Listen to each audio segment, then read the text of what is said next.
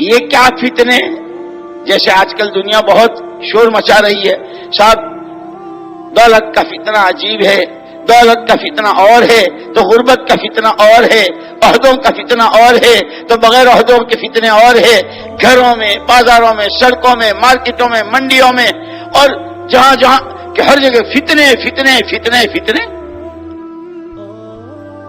یہ فتنے آسمان سے برسے ہیں، یہ فتنے آسمان نے برسائے، یہ فتنے زمین نے اگائے؟ ان فتنوں کی کوئی انڈسٹریز ہے؟ اس کی کوئی فیکٹریاں اور کارخانے ہیں؟ یہ تو جان، مال اور صلاحیت اس کے اپنی منمانی، اپنی جی چاہی، اپنی ہوا و حوث کی بنیادوں پر استعمال کا نتیجہ ہے۔ اسی لیے نبوت کی تعلیم سب کے لیے، نبوت والی محنت سب کے لیے۔ ہماری یہ محنت کسی ایک خاندان، کسی ایک علاقے، کسی ایک گاؤں، کسی ایک قوم، کسی ایک برادری، کسی ہماری عالمی محنت امت کے ہر طبقے کے ہر فرد، اور اسی لیے والدجال شر غائب ينتظر۔ یہ کیا فتنے ہیں؟ فتنے تو سب سے بڑا فتنہ جس کی پیشین گوئی تمام نبی اور تمام پیغمبروں نے، اور سب سے اخیر میں حضرت محمد صلی اللہ علیہ وسلم نے دی۔ دجال کا فتنہ ہوگا، دودھاری بکری کے تھن پہ ہاتھ پھیرے گا، سارا ختم۔ جس کے تھن میں بوند نہیں، یوں ہاتھ پھیرا ٹپ ٹپ ٹپ ٹپ سارا برتن بھرے گا۔ سنگلاخ زمین سے گزرتے یوں ہاتھ پھیرا اور لال ہزار اور سبز ہزار۔ اعلیٰ قسم کا باغ ہے اور ہر قسم کا میوہ اور پھل فروٹ ہے، یوں ہاتھ پھیرا اور سب سنگلاخ اور ریتیلا میدان۔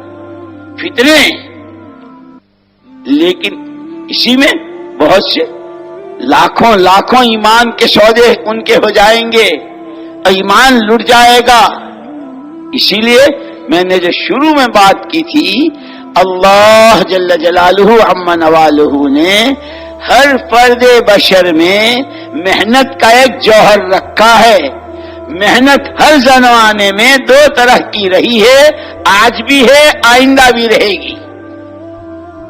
ایک محنت خالص مغیبات کی بنیاد پر، جس کی خبریں خدا اور رسول دیتے ہیں، اس کو یقین کرتے ہوئے اپنی جانیں لگانا، اپنا مال لگانا، اپنی صلاحیتوں کو استعمال کرانا، اور نبی کی نیابت میں ہر فرد امت، ہمارا تاجر، ہمارا وکیل، ہمارا ڈاکٹر، ہمارا اسٹوڈنٹ، ہمارا جوان، ہماری کنواری بچی، ہماری گھروں کی مستورات، ہماری بوڑھی عورتیں، نانیاں، دادیاں، پھوپھیاں، جو بھی، سب اس پر آ جائیں۔ ہر ایک کی جان، ہر ایک کمال، ہر ایک کی صلاحیت مغیبات کی بنیاد پر جان مال لگنے لگے۔ اسی لیے وہ میری بات ادھوری رہ گئی تھی، پوری کر دوں۔ وہ جو حضور نے فرمایا تھا میرے زمانے کی امت بہت اچھی، تو وجہ کپڑے بہت اچھے پہنتے اس لیے۔ وہاں کہاں کپڑے تھے؟ وہاں کہاں کپڑے تھے؟ تشکیل ہو رہی جماعت کی۔ حضرت حذیفہ ابن یمان رضی اللہ تعالیٰ عنہ کہ جی تشکیل تو ہو رہی، میرے پاس تو کچھ ہے ہی نہیں، وہی ایک لنگی جس سے سطر عورت ہوتی تھی۔ لیکن عجیب بات یہ تھی کہ حضور پاک صلی اللہ علیہ وسلم کے ہاتھ میں جو ہاتھ دیا تھا اور اس کا عہد و پیمان کیا تھا، آپ ہی کی سنیں گے، آپ ہی کی مانیں گے۔ کب؟ جی چاہے گا تو، اور جی پر بوجھ پڑے گا تو، حالات مساعد ہوں گے تو اور مخالف ہوں گے تو، اپنے گھر کے، چھوٹوں کے، بڑوں کے، عوام کے، خواص کے، کھانے کے، پینے کے، پہننے کے، اڑنے، جس طرح کے بھی، آپ ہی کی سنیں گے، آپ ہی کی مانیں گے۔ یہ بیعت کی تھی۔ اب تشکیل ہو رہی، تشکیل میں حال کیا ہے کہ حال یہ ہے کہ لنگی ہے جس سے سطر عورت ہے، جہاں جانا ہے وہاں بہت سردی ہے، یہ کہہ کر میرے تو کپڑا نہیں ورنہ میں چلا جاتا، میرے پاس تو پیسے نہیں ورنہ میں چلا جاتا، اور میرا تو یہ مسئلہ ہے ورنہ میں نکل جاتا۔ بہانے کو اور ان چیزوں کو تو صحابہ جانتے ہی نہیں تھے، اس لیے کہ حضرت رسول پاک صلی اللہ علیہ وسلم فرما گئے لا ہجرت بعد الفتح، وہ مکہ مکرمہ سے مدینہ پاک کی ہجرت کہ وہ ہجرت بعد تھا کیا وہ ختم، ولیکن جہاد و نیہ فإذا استنفرتم فانفروا،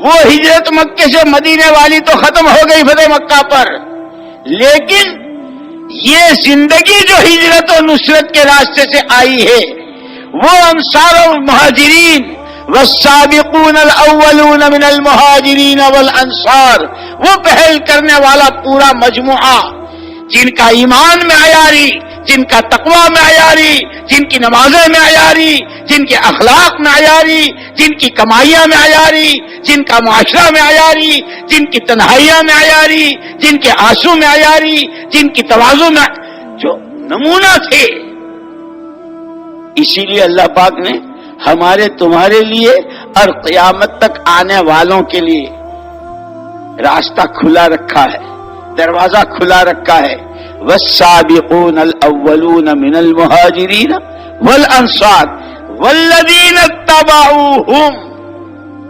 اتباع کس کو کہتے ہیں؟ یہ ہم تو علماء کرام کی باتیں علماء کرام بتلاتے ہیں، اتباع جب کچے راستے اور پگڈنڈیوں پر آدمی چلتا ہے تو دھول پر اس کے پیر کا پورا نشان پڑتا ہے، چھوٹی انگلی اس کے برابر کی، بیچ والی اس کے برابر کی، اور انگوٹھا پورا نشان، کہ چھوٹی انگلی کی جگہ چھوٹی انگلی، بڑی انگلی کی جگہ پر بڑی انگلی، انگوٹھے کی جگہ انگوٹھا رکھنا، ایڑی کی جگہ ایڑی رکھنا، اس کا نام اتباع، اس کو کہتے ہیں اتباع۔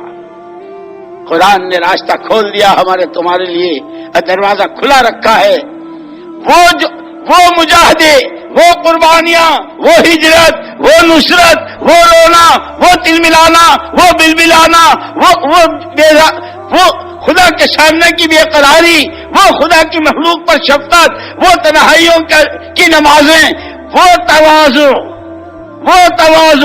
وہ عبدیت، وہ اللہ کی بڑائی، اللہ کی عظمت، اللہ کی کبریائی، کہ دلوں کو ہلانے نہیں، دل ہلنے کی بات نہیں۔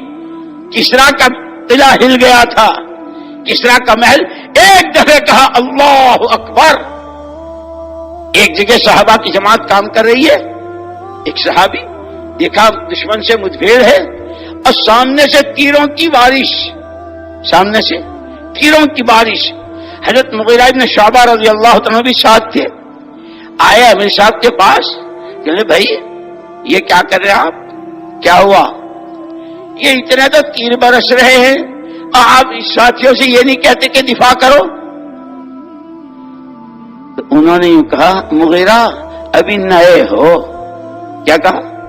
ابھی نئے ہو، سنو 3 تکبیریں کہوں گا، پہلی تکبیر پر تیار ہو جانا، دوسری پر وضو کر لینا، اور تیسری وہ جس پر مجھے آسمان سے غیبی مدد زمین کی طرف متوجہ ہوتی ہوئی نظر آئے گی، اس وقت میں تیسری تکبیر کہوں گا، اللہ کا نام لے کر اللہ کی بڑائی کی بنیاد پر کام کر لینا، خدا تمہارے ہاتھوں فتح کرا دے۔